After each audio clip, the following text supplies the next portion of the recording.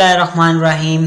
तो हमारी 9th class के वीडियो लेक्चर्स खुशी की बात है कि ख़त्म होने वाले हैं और इसमें हमने सेक्शन नंबर 1 भी पढ़ लिया है, सेक्शन नंबर 2 भी पढ़ लिया है और दिस इज़ वेरी गुड। अगर आप मेरा सेक्शन नंबर 1 और 2 ही कर लें अकेला तो आप अच्छे नंबरों से पास हो सकते हैं, लेकिन अगर आपको पोजीशन लेनी है तो आपको सेक्शन नंबर 3 करना होगा। सेक्शन नंबर 3 में ओनली 2 चैप्टर हैं, न्यूट्रिशन और ट्रांसपोर्ट।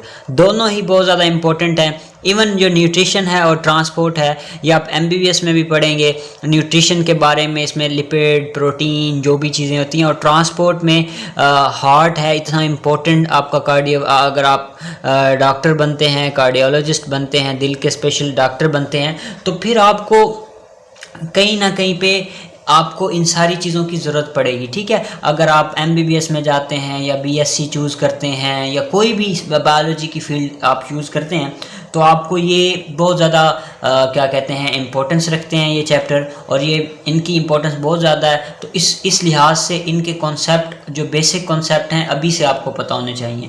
तो that is the brief introduction. तो सेक्शन नंबर 3 का नाम है लाइफ प्रोसेसेस। प्रोसेस का मतलब होता है कि काम होना, कि ज़िंदगी के जो काम हो रहे हैं ज़िंदगी में वो सारी चीज़ें किस में आती हैं, लाइफ प्रोसेसेस सेक्शन नंबर 3 में आती है। ठीक है, तो इसको हम अब स्टार्ट करते हैं। न्यूट्रिशन चैप्टर है और ट्रांसपोर्ट है। पहले हम न्यूट्रिशन करेंगे, सारी चीज़ें मैं आपको करवाता जा रहा हूँ, आप स्टार्ट से पहले पेज से लेकर एंड तक। अभी तक मैंने कोई भी चीज़ नहीं छोड़ी, इवन मैंने आपको प्रैक्टिकल्स भी करवा दिए हैं और टर्म्स टू नो कोई भी नहीं करवा रहा होता वो करवाई हैं। Short question, long question, MCQs जो इंपॉर्टेंट लॉन्ग क्वेश्चन हैं वो भी मैंने बताए हैं। फिर भी आपको कहीं पे कोई डाउट होता है तो आप मुझे ज़रूर बताएं। वीडियो लंबी हो रही है तो स्टार्ट करते हैं सेक्शन नंबर 3 लाइफ प्रोसेसेस में चैप्टर नंबर 8 को न्यूट्रिशन। तो स्टार्ट करते हैं। सबसे पहले न्यूट्रिशन आपको पता है न्यूट्रिशनिस्ट डॉक्टर होते हैं, ठीक है, उनको हम कहते हैं डॉक्टर ऑफ न्यूट्रिशन। ठीक है, तो न्यूट्रिशन का मतलब होता है ग़िज़ाइयत। ठीक है, ये इसको हम ग़िज़ाइयत को कहते हैं। ठीक है, तो आगे हम इसमें पढ़ते हैं ग़िज़ाइयत, न्यूट्रिशन की डेफिनेशन क्या है, इसकी तारीफ़ क्या है। तो वो जो इसकी तारीफ़ में हम ये पढ़ेंगे, द प्रोसेस इन विच, ये एक अमल है जिसके दौरान खुराक को यानी फूड को हासिल करते हैं या उसको बनाते हैं, प्रिपेयर मतलब बनाते हैं, उसको जिस्म के अंदर जज़ब करते हैं और बॉडी में और कन्वर्ट करते हैं बॉडी सब्सटेंसेस में। मिसाल के तौर पे आपने गोश्त खाया और वो गोश्त आपके जिस्म का हिस्सा बन गया, ये न्यूट्रिशन में आता है। फॉर द ग्रोथ, जो आपने गोश्त खाया उससे आपका गोश्त बढ़ा तो आपकी नशनुमा हुई यानी आपकी ग्रोथ हुई, और उसी गोश्त को खा के आपके अंदर एनर्जी आई, तो इस चीज़ को हम न्यूट्रिशन कहते हैं। तो ये न्यूट्रिशन की डेफिनेशन है, आपने यहाँ से लेकर यहाँ तक कर लेनी है, आपको सारी डेफिनेशंस आनी चाहिए। ठीक है, न्यूट्रिशन की, फोटोसिंथेसिस की, उसके अलावा जो ब्रांचेस ऑफ बायोलॉजी हैं, सारी की सारी अपने डेफिनेशन ज़रूर करनी है, शॉर्ट क्वेश्चन में अक्सर आ जाती हैं, और साथ में कोई ना कोई एग्जाम्पल भी याद रख लें। तो न्यूट्रिशन की एग्जाम्पल में आप रख लें, फॉर एग्जाम्पल आप लिख दें प्रोटीन, ठीक है, प्लस कार्बोहाइड्रेट्स, ठीक है, कार्ब्स इधर मैं लिख रहा हूँ, प्लस लिपिड्स, ठीक है, प्लस विटामिन्स। ये बैलेंस डाइट है, ये हम सारी चीज़ें ले रहे होते हैं अपनी बॉडी में ना। तो हम अब देखेंगे ये क्या क्या चीज़ें हैं और हम कैसे ले रहे होते हैं। सबसे पहले वो कहता है रिकॉलिंग, याद करना है हमने, every organism need food for growth and energy to and every organism, जितने भी जानदार हैं उनको खुराक की ज़रूरत होती है ताकि वो नशनुमा पाएँ और ताकत हासिल करें और अपना फंक्शन नॉर्मली परफॉर्म करें। जो हम रोज़मर्रा की एक्टिविटीज़ हैं वो अपने तमाम जानवर खुराक हासिल करते हैं ताकि वो अपनी रोज़मर्रा की जो एक्टिविटीज़, जो काम कर रहे हैं, जो सरगर्मियाँ सर अंजाम दे रहे हैं, वो सही से सर अंजाम दें। वो कहता है nutrients are the elements and the compound that an organism obtain. Nutrients क्या होते हैं, जो ग़िज़ाइयत होती है वो क्या है, जो ग़िज़ा के जो अज्जा होते हैं वो क्या हैं, वो एलिमेंट्स हैं या कंपाउंड है जो ऑर्गेनिज्म हासिल करता है और इसको इस्तेमाल करता है एनर्जी के लिए और सिंथेसिस करता है नए मटेरियल को। मैंने आपकी इसको मिसाल बताई कि आप खाना खाएंगे, गोश्त आप खाएंगे, फॉर एग्जांपल उसके अंदर प्रोटीन होगा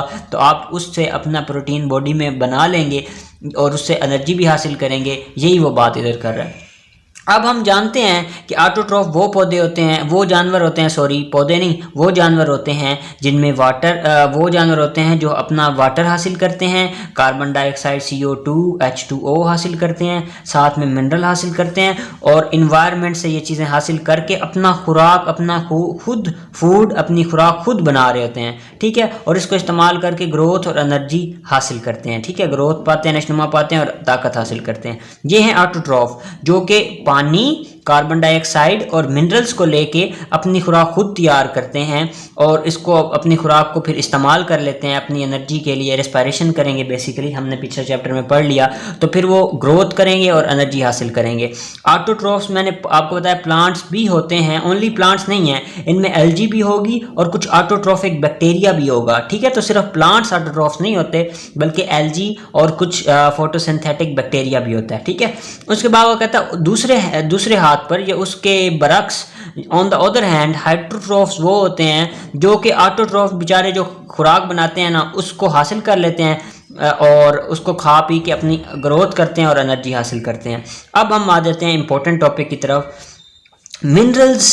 मिनरल न्यूट्रिशन इन प्लांट्स, कि प्लांट के अंदर जो मिनरल्स हैं, ठीक है, वो कैसे प्लांट के अंदर हो रहे होते हैं, क्या इंपॉर्टेंस है उनकी, तो उसके बारे में हम पढ़ेंगे। वो कहता है plants have the most efficient mechanism for autotrophic mode of nutrition. वो कहता है प्लांट्स जो है ना ऐसी जानदार हैं जिनके पास सबसे ज़्यादा अच्छा मैकेनिज्म है, अच्छा उनके पास मशीनरी है कि वो अपनी खुराक खुद हासिल कर लेंगे, न्यूट्रिशन अपनी खुद हासिल कर लेंगे, वाटर लेके, कार्बन डाइऑक्साइड लेके और थोड़े बहुत मिनरल्स इन्वायरमेंट से लेके अपनी खुराक खुद बना लेते हैं। तो सबसे ज़्यादा जो एफिशिएंट हैं, सबसे ज़्यादा जो अच्छे हैं, जो अपनी खुराक खुद सबसे अच्छे तरीके से बना सकते हैं, वो प्लांट हैं, ठीक है। उसके अलावा एल्गी और बैक्टीरिया मैंने आपको बताया, फोटोसिंथेटिक बैक्टीरिया। वो कहता है plants get carbon dioxide, hydrogen and oxygen from carbon dioxide and water.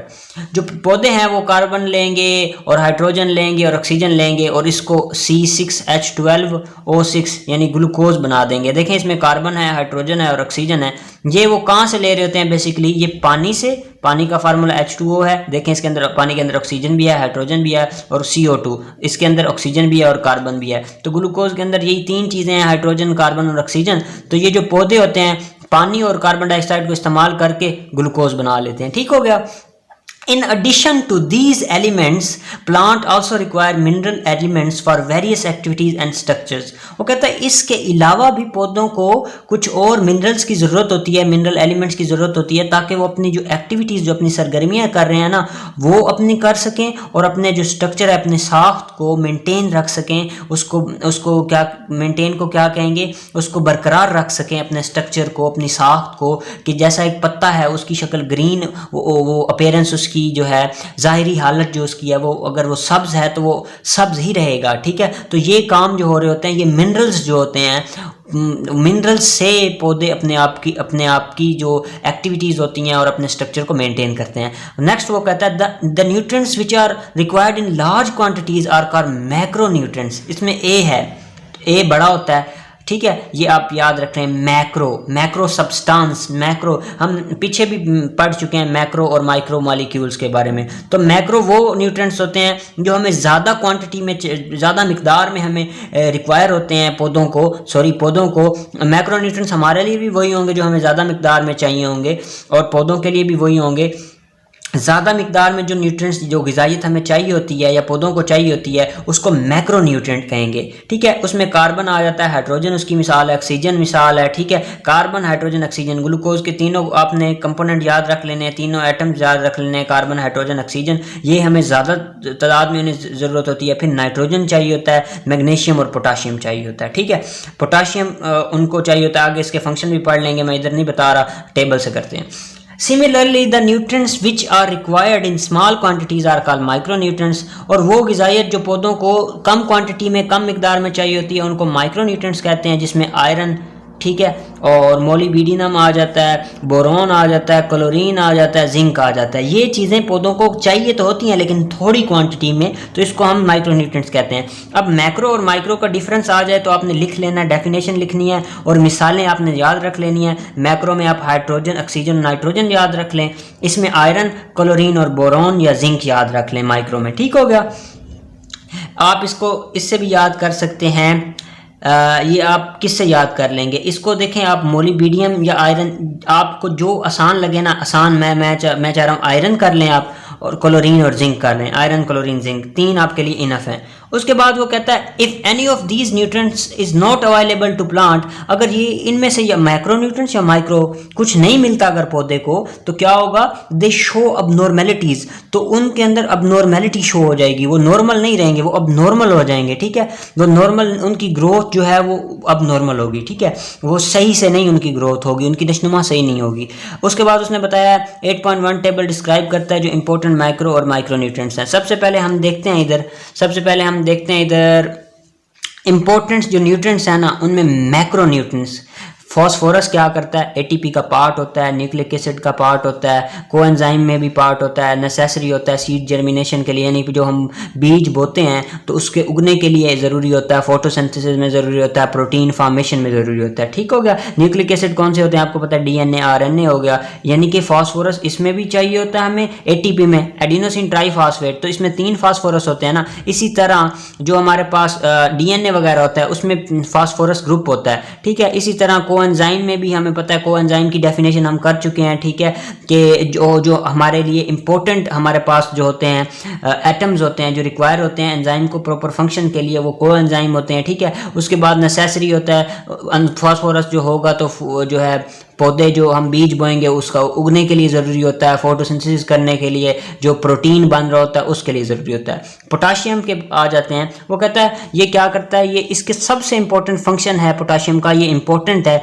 आपने ये ज़रूर याद रखना है कि ये क्या करता है। ये देखें, ये स्टोमेटा है ना, मैं आपको समझाता हूँ। पोटाशियम चला जाता है इसके अंदर, ठीक है, और जब इधर आके बैठता है ना, ये ऐसे समझे पोटाशियम एक मकनातीस है, एक मैग्नेट है, तो अपने साथ साथ वाटर को साथ साथ खींच के आ जाता है। ये देखें, ये एरो से मैं वाटर को शो कर रहा हूँ। जब पानी इस स्टोमेटा के अंदर आएगा तो स्टोमेटा फूल जाएगा और ये स्टोमेटा की जो ओपनिंग है ये खुल जाएगी। इस वजह से हम क्या कर सकते हैं, स्टोमेटा के अंदर कार्बन डाइऑक्साइड जाएगी, और ये इस वजह से पोटाशियम इंपॉर्टेंट है कि पोटाशियम स्टोमेटा के अंदर जब ज़्यादा होता है तो जो स्टोमेटा होता है उसके अंदर पानी आता है, वो फूल जाता है और कार्बन डाइऑक्साइड अंदर चली जाती है। ठीक है, रिड्यूस द वाटर लॉस। और पोटाशियम जब पत्ते के अंदर होता है तो वहाँ पे पानी जो है उसके साथ चिपका रहता है पोटाशियम के साथ, और जो पत्ता होता है वो ड्राई नहीं होता। ठीक है, सल्फर कंपोनेंट ऑफ प्रोटीन है, सल्फर विटामिन का कंपोनेंट है। कंपोनेंट कहते हैं हिस्सा है, प्रोटीन का हिस्सा है, विटामिन का हिस्सा है और एंजाइम्स का हिस्सा है। ठीक है, कैल्शियम, कैल्शियम भी बहुत ज़्यादा इंपॉर्टेंट है। ठीक है, इसमें आपका ये क्या है, स्ट्रक्चरल कंपोनेंट है सेल वाल का,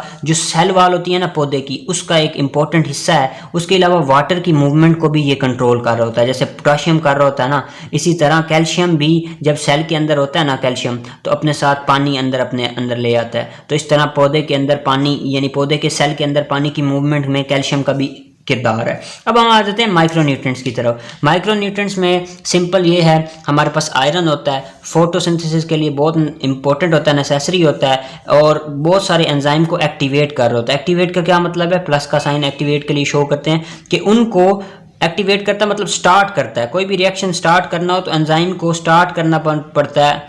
जैसे आपको कहीं जाना तो बाइक को स्टार्ट करना पड़ता है, इसी तरह, या बाइक को एक्टिवेट करना पड़ता है। इसी तरह एंजाइम को कोई काम लेना हो तो, रिएक्शन करना हो तो एंजाइम को एक्टिवेट करना पड़ता है, उसमें आयरन की ज़रूरत होती है उसमें। उसके बाद वो कहता है मोलिबीडिनम वो कंपोनेंट एंजाइम के अंदर, एंजाइम का हिस्सा भी होता है। नाइट्रेट्स को अमोनिया के अंदर कन्वर्ट कर देता है। नाइट्रेट्स जो होते हैं ना, वो थोड़े हमारे पास कम्प्लेक्स सब्सटेंसेस होते हैं, उनको लेस कम्प्लेक्स सब्सटेंसेस में कन्वर्ट करता है। जैसे कोई पचीदा चीज़ है उसको तोड़ फोड़ के सादा चीज़ में कन्वर्ट कर देता है। नाइट्रेट जो है ना बहुत ज़्यादा पचीदा होते हैं। ठीक है, पचीदा का मतलब होता है कम्प्लेक्स, ठीक है, जो समझ ही नहीं आते, इस तरह के कंपाउंड होते हैं। और उनको अमोनिया जो है एक सादा सा कंपाउंड होता है। तो ये किसका काम है, मोलिबीडिनम क्या करता है, जो हमारे पास नाइट्रेट्स हैं उनको अमोनिया के अंदर कन्वर्ट कर रहा होता है। ठीक है, उसके बाद इसके ये ज़्यादातर आपने रट्टा ही लगाना है इसमें। इंपॉर्टेंट बात याद रखें कि कंपोनेंट कौन कौन से हैं।